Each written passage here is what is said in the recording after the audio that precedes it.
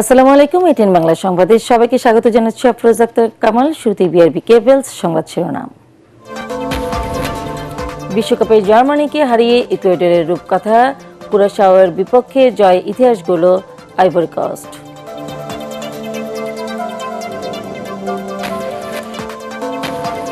চীনের প্রধানমন্ত্রীর সাথে তারেক রহমানের বৈঠক, 13টি সমঝোতা স্মারক সই, তিস্তার পানি ব্যবস্থাপনা নিয়ে একমত ঢাকা বেইজিং।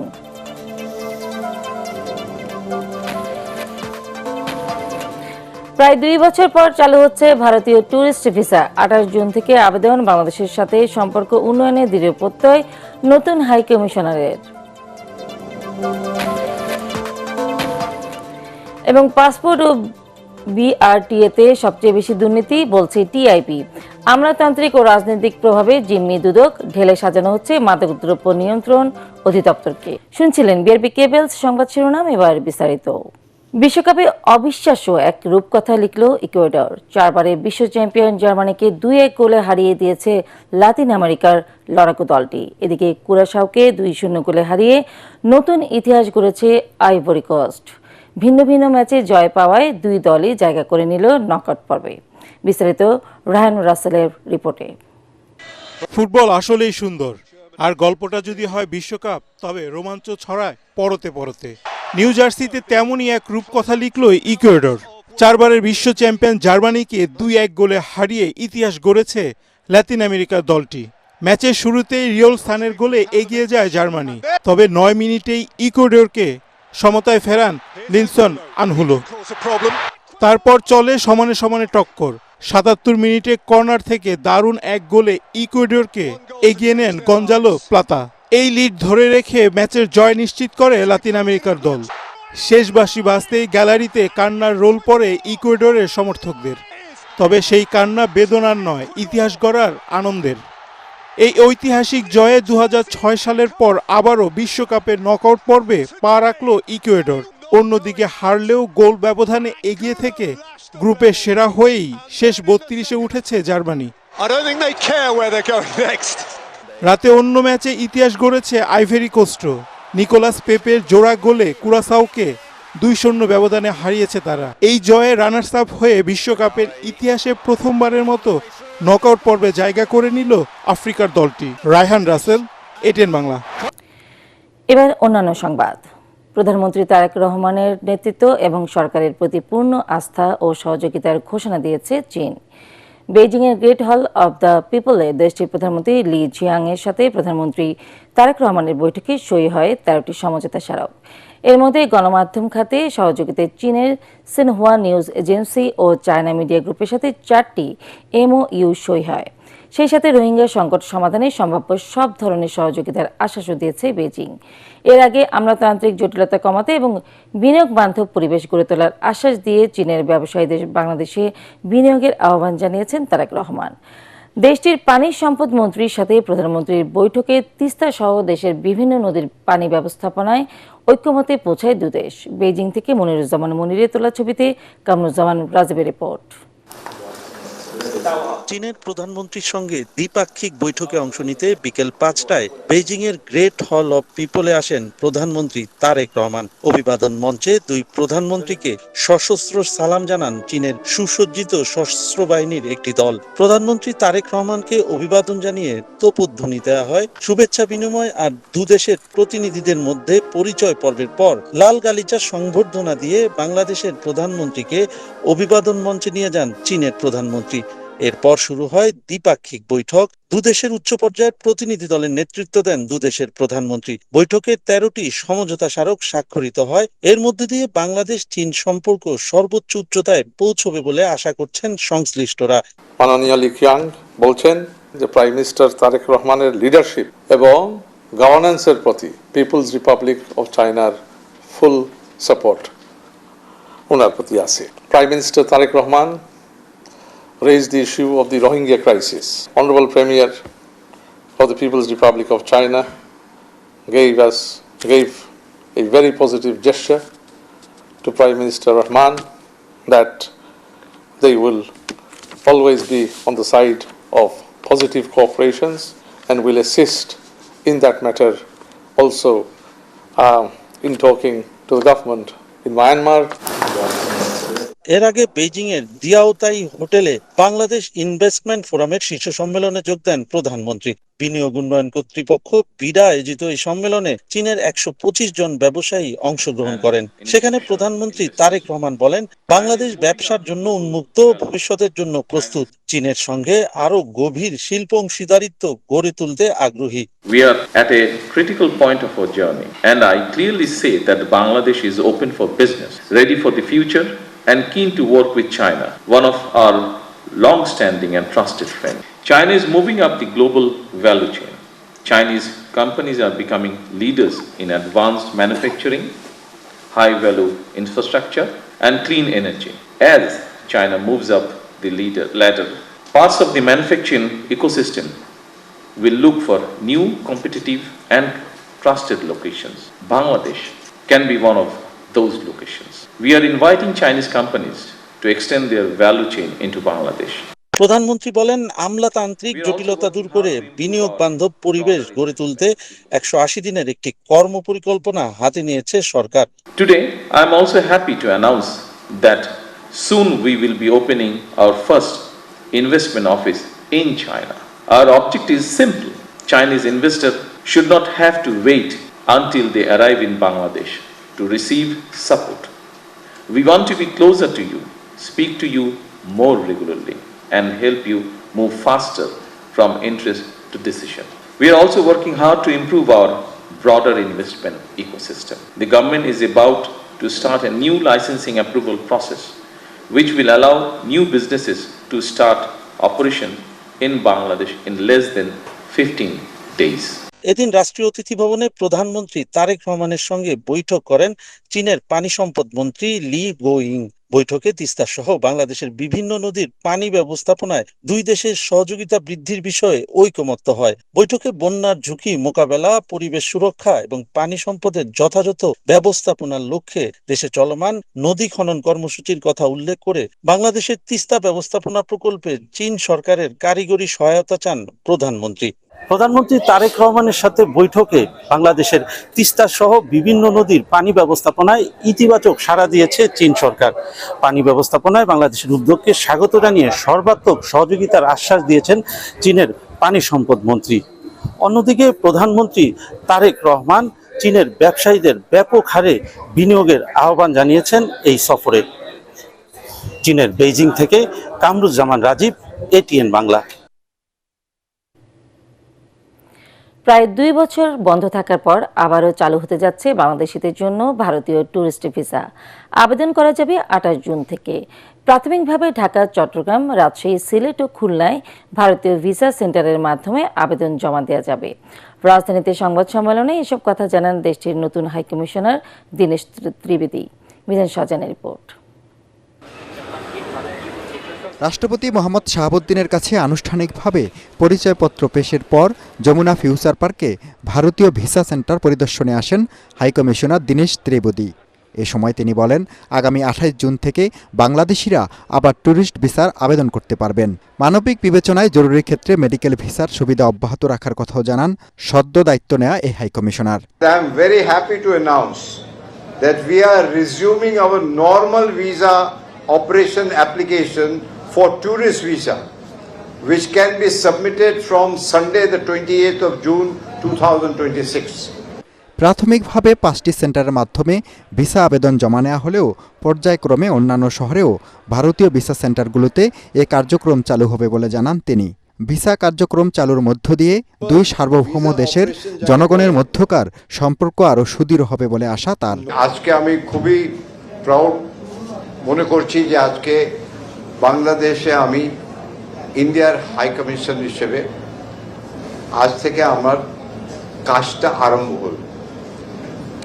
যখন বর্ডারে আপনার সঙ্গে মুখোমুখি হয়েছিল ওই সময় সবচেয়ে প্রথম প্রশ্ন আমাকে যা জিজ্ঞেস করেছিল ওই প্রশ্নটা ছিল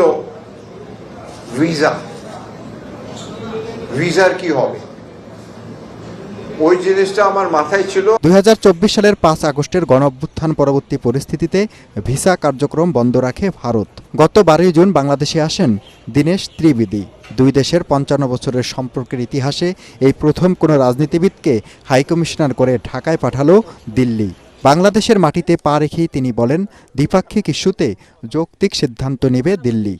সীমান্তে যখন পুশিনের চেষ্টা চলছে, তখন ভারতের কূটনৈতিক নীতিতে ভিসা চালুর নতুন সিদ্ধান্তে কিছুটা আশার আলো দেখছেন দুই দেশের মানুষ। মিজান শাহজাহান, এটিএন বাংলা, ঢাকা। ত্রয়োদশ জাতীয় সংসদ নির্বাচনের ব্যয়ের বিবরণী নির্ধারিত সময়ের মধ্যে জমা না দেওয়ায় জাতীয় নাগরিক পার্টি সহ 7টি রাজনৈতিক দলকে কারণ দর্শানোর নোটিশ দিয়েছে নির্বাচন কমিশন।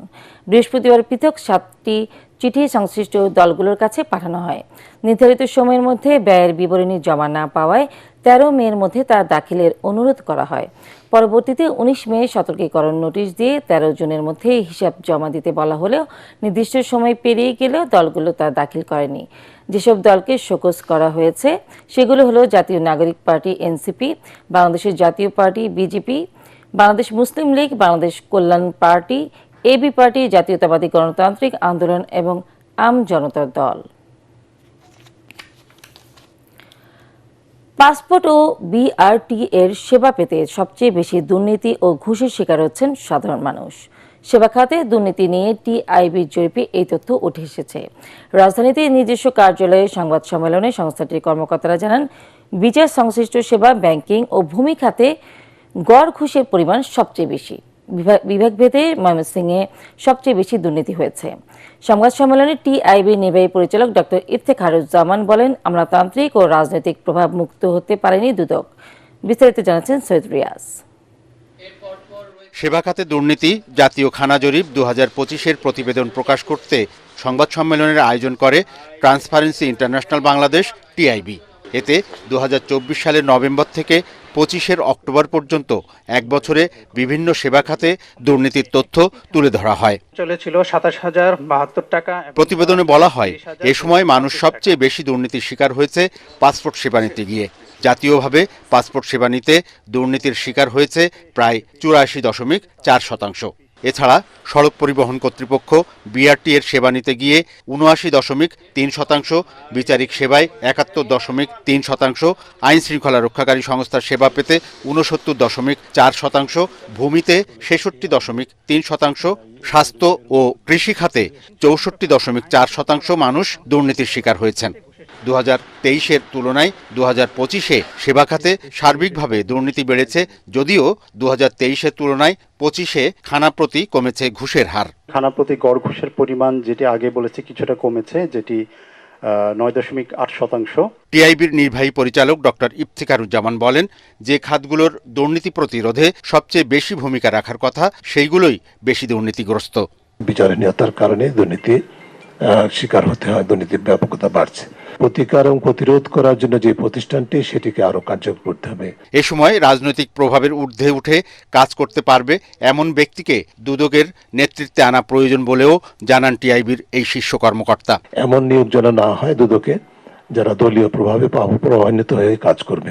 দুর্নীতি প্রতিরোধে বর্তমান সরকার তাদের 31 দফার প্রতিশ্রুতি অনুযায়ী শক্ত অবস্থান নেবেন বলেও আশা করেন ইফতেখারুজ্জামান। সৈয়দ রিয়াজ, এটিএন বাংলা, ঢাকা। মাদক কারবারিদের বিরুদ্ধে সাঁড়াশি ব্যবস্থা নিতে আধুনিক অস্ত্র দেওয়া হচ্ছে মাদকদ্রব্য অধিদপ্তরের কর্মকর্তাদের। থাকবে ডগ স্কোয়াড, করা হবে হাজতখানা ও আধুনিক ল্যাব। সচিবালয়ে এসব তথ্য জানান স্বরাষ্ট্রমন্ত্রী। মাদকের বিস্তার রোধে আইন সংশোধন করা হচ্ছে বলেও জানান তিনি। মাদক মামলার দ্রুত বিচারে গঠন করা হবে বিশেষ ট্রাইব্যুনাল। বিডি রিপোর্টে জানাচ্ছেন মাহবুব কবির চপল।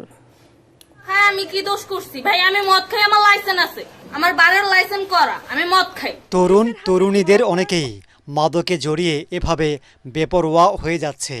তাদের সাপ্লাই দিচ্ছে একটি চক্র। অনলাইনেও মিলছে মাদক।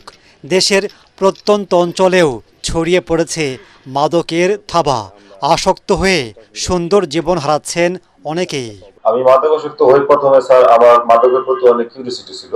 আমি যখন মানুষকে দেখতাম বা টিভিতে দেখতাম বিভিন্ন মানুষজন মাদক গ্রহণ করে, তখন আমার এটা জানতে মনে হইলো যে কি আছে এই জিনিসটার মধ্যে, আমি একটু নিয়ে দেখি।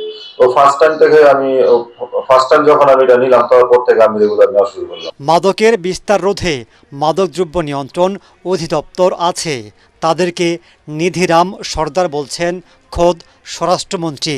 তিনি বলেন, মাদক কারবারিদের বিরুদ্ধে ব্যবস্থা নিতে অধিদপ্তরের কর্মকর্তাদের আধুনিক অস্ত্রসহ বিভিন্ন সুবিধা দেওয়া হবে। মাদক দ্রব্যের ব্যবসায়ী, চোরা কারবারি যারা করে তাদের সশস্ত্র গ্রুপ আছে, কিন্তু আমাদের মাদক দ্রব্য নিয়ন্ত্রণ অধিদপ্তর অপারেশন করতে যায়, অভিযান চালায়, তাদের কাছে কোনো অস্ত্র নাই। এটা অনেকটা ঢাল নাই, তলোয়ার নাই, নিধিরাম সর্দারের মতো। ট্রান্সপোর্টেশনের ব্যবস্থা রাখা, ডগ স্কোয়াডের ব্যবস্থা রাখা হচ্ছে, অত্যাধুনিক অস্ত্র দেয়া হবে। 1413 কোটি টাকা ব্যয়ে 7টি বিভাগীয় শহরে 200 শয্যা বিশিষ্ট মাদকাসক্তি নিরাময় ও পুনর্বাসন কেন্দ্র নির্মাণ শীর্ষক প্রকল্পের কার্যক্রম শুরু হয়েছে। তিনি জানান, মাদক দ্রব্য নিয়ন্ত্রণ আইন সংশোধন করা হবে, এরপর দেশজুড়ে জোরদার করা হবে অভিযান। মাদক নিয়ন্ত্রণ আইনটা যেটা বিদ্যমান আছে, এই আইন দিয়ে মাদকের বিরুদ্ধে ফাইট করা যাচ্ছে না। সেই আইনটা আগামী কয়েকদিনের ভিতরে পার্লামেন্টে উঠবে ইনশাআল্লাহ, শক্তিশালী। মামলা পরিচালনার ক্ষেত্রে 80,000 মামলা পেন্ডিং আছে ঢাকা, কক্সবাজারে 18,000-এর উপর, চট্টগ্রামে প্রায় 39,000। মাদক দ্রব্যের জন্য আলাদা ট্রাইব্যুনাল সৃজনের প্রস্তাব দিয়েছি, পাশাপাশি এখতিয়ার সম্পন্ন আদালতও থাকবে। এগুলো করার পরে আমরা একটা অপারেশনে যাব। মাদকাসক্তদের সুচিকিৎসা দেওয়ায় বেশ কয়েকটি বেসরকারি প্রতিষ্ঠানকে আর্থিক প্রণোদনা দেয় স্বরাষ্ট্র মন্ত্রণালয়। মাদকাসক্তি চিকিৎসা নিরাময় কেন্দ্র। মাহবুব কবির, চপল, ATN বাংলা, ঢাকা। গত 100 দিনে হাম ও উপসর্গে মৃত্যু হয়েছে 698 জনের। এর মধ্যে গত 24 ঘন্টায় মারা গেছেন 9 জন। এই সময় নতুন করে 945 জন আক্রান্ত হয়েছে। ভাইরাস বিশেষজ্ঞ অধ্যাপক ডাক্তার নজরুল ইসলাম মনে করেন, শুধু শিশুদের টিকা দিয়ে হাম থেকে শতভাগ সুরক্ষা সম্ভব নয়। গর্ভধারণের আগে মায়েদেরও 2 ডোজ টিকা নেওয়ার পরামর্শ তাদের। তবে জনস্বাস্থ্য বিশেষজ্ঞরা এও বলছেন, এই মুহূর্তে শতভাগ শিশুকে টিকার আওতায় আনা প্রয়োজন। টিকার প্রথম ডোজ 9 মাস থেকে কমিয়ে 6 মাস করার পরামর্শ তাদের। তথ্য প্রযুক্তির মাধ্যমে অডিট ব্যবস্থাকে আধুনিকায়ন করা হয়েছে বলে জানিয়েছেন NBR সদস্য মুস্তাসিম বিল্লাহ ফারুকি। রাজধানীর ব্র্যাক সেন্টারে বাজেট নিয়ে সিপিডির আলোচনায় তিনি আরো বলেন, এবারের বাজেটে কর আয়ের সীমা বাড়ানো হয়েছে। এ সময় ব্যবসায়ী বান্ধব পরিবেশ তৈরিতে সরকারকে উদ্যোগ নেওয়ার আহ্বান জানান বক্তারা। আগে এমন হতো যে আমাদের সার্কেল কর্মকর্তারা বিভিন্ন পর্যায়ে তারা নিজেরা সিলেকশনের প্রক্রিয়ায় অংশগ্রহণ করতো। এখন they have no right to selected, কাউকে এই প্রক্রিয়ায় নিয়ে আসার তাদের কোনো সুযোগ নেই। এই টোটালটাই ডিজিটালি হবে এবং এটি হয়তো কিছু রিস্ক বেসড হবে। আমরা কিছু তথ্য তাদেরকে দেব যে এই জায়গায় রিস্ক আছে, এই রিস্কের বিষয়গুলো বিবেচনা করে করবেন। তার মানে এটি আর হিউম্যান টাচ ছাড়া হবে। আপনার ব্যক্তিগতভাবে আপনাকে কাউকে টার্গেট করে অডিট সিলেকশন যাওয়ার কোনো সুযোগ কারো হাতে থাকবে না। Even NBR chairman cannot do this. এবার খেলার খবর।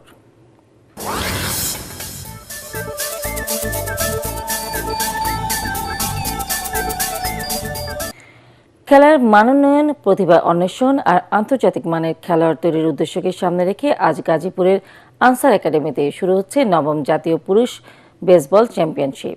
এবারের প্রতিযোগিতায় দেশের 14টি দল অংশ নিচ্ছে। এই উপলক্ষে জাতীয় হকি স্টেডিয়ামের সভাকক্ষে আয়োজিত সংবাদ সম্মেলনে জানানো হয়, খেলা হবে সিঙ্গেল এলিমিনেশন নকআউট পদ্ধতিতে। চ্যাম্পিয়ন দল ট্রফি ও 50,000 টাকা অর্থ পুরস্কার এবং রানার্স আপ দল ট্রফি ও 25,000 টাকা প্রাইজ মানি পাবে। প্রতি ম্যাচের সেরা খেলোয়াড়কে 1,000 টাকা করে অর্থ পুরস্কার দেওয়া হবে। সংবাদ সম্মেলনে উপস্থিত ছিলেন বাংলাদেশ বেসবল সফটবল অ্যাসোসিয়েশনের সাধারণ সম্পাদক তালহা জুবায়ের। এ সময় ফেডারেশনের অন্য কর্মকর্তারা উপস্থিত ছিলেন। শেষ করার আগে বিআরবি কেবলস সংবাদ শিরোনাম আরেকবার। বিশ্বকাপে জার্মানিকে হারিয়ে ইকুয়েডরের রূপকথা, কুরাশাওয়ের বিপক্ষে জয় ইতিহাস গড়ল আইভরি কোস্ট।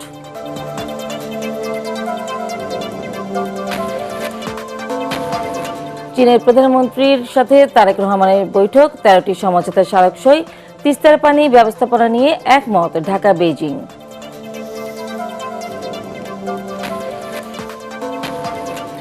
প্রায় 2 বছর পর চালু হচ্ছে ভারতীয় ট্যুরিস্ট ভিসা। 28 জুন থেকে আবেদন। বাংলাদেশের সাথে সম্পর্ক উন্নয়নে দৃঢ় প্রত্যয় নতুন হাই কমিশনারের। এবং পাসপোর্ট ও বিআরটিএতে সবচেয়ে বেশি দুর্নীতি বলছে টিআইবি। আমলাতান্ত্রিক ও রাজনৈতিক প্রভাবে জিম্মি দুদক ঢেলে সাজানো হচ্ছে মাদকদ্রব্য নিয়ন্ত্রণ অধিদপ্তরকে। পরবর্তী সংবাদ দেখার আমন্ত্রণ জানিয়ে এখনকার মতো শেষ করছি। এটিএন বাংলা সংবাদ ইউটিউবে দেখতে ব্রাউজ করুন youtube/এটিএন বাংলা নিউজ। ধন্যবাদ সবাইকে।